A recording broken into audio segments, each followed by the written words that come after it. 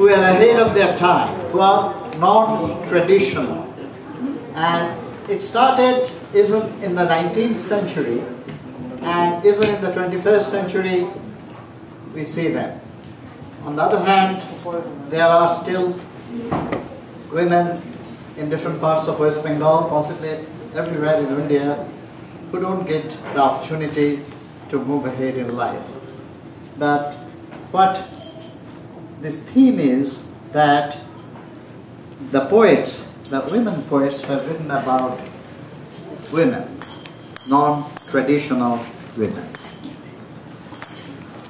Let me read a little bit before the start. কথায় বলে মেয়ে হতে হবে রূপে লক্ষ্মী আর গুণে সরস্বতী, কিন্তু আজকে একবিংশ শতাব্দীতে দাঁড়িয়ে এই কথাটা কি কতখানি সত্যি? বাঙালি মেয়েরা আজ সারা পৃথিবীর বিভিন্ন কোণে ছড়িয়ে ছিটিয়ে আছে, বিভিন্ন ভূমিকায় তাদের দেখা যাচ্ছে। তারা আজকে যথার্থ অর্থেই একটা গ্লোবাল জেনারেশন। কিন্তু এখনো তো পশ্চিমবঙ্গের বা বাংলাদেশের কিছু কিছু অঞ্চলে কোনো মেয়েকে পৃথিবীর আলো দেখার আগেই সারা জীবনের জন্য ঘুম পাড়িয়ে দেওয়া হয়। এখনো তো কারুর হাতে বর্ণ পরিচয় বা সহজ পাঠ আসেনি। এখনো কন্যাদায়গ্রস্ত পিতারা রাত্রে খুব একটা নিশ্চিন্তে ঘুমোতে পারেন না। এখনো এই একবিংশ শতাব্দীকে অনেক মেয়েকে একটা অদৃশ্য শেকলে বেঁধে রাখা হয়। কিন্তু এসবের মধ্যে বাঙালি মেয়েরা একটা বিরাট পথ অতিক্রম করে।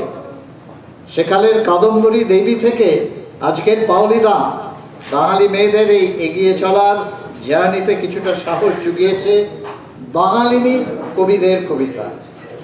মেয়েরাই মেয়েদের মনের কথা সবচেয়ে ভালো বুঝতে পারে, আর সেই মনের কথাই মৌলিকভাবে প্রকাশ পায় এদের কবিতায়।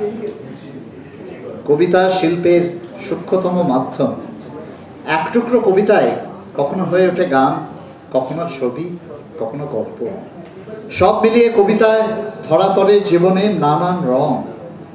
চোখে দিন বদলের স্বপ্ন নিয়ে এই কবিতায় যেসব বাঙালি মেয়েরা লিখে গেছেন বা লিখে যাচ্ছেন, তাদের সকলের প্রতি আমাদের এই শ্রদ্ধার্ঘ আজকের অনুষ্ঠান কবিতায় অবাধ্য মেয়েরা।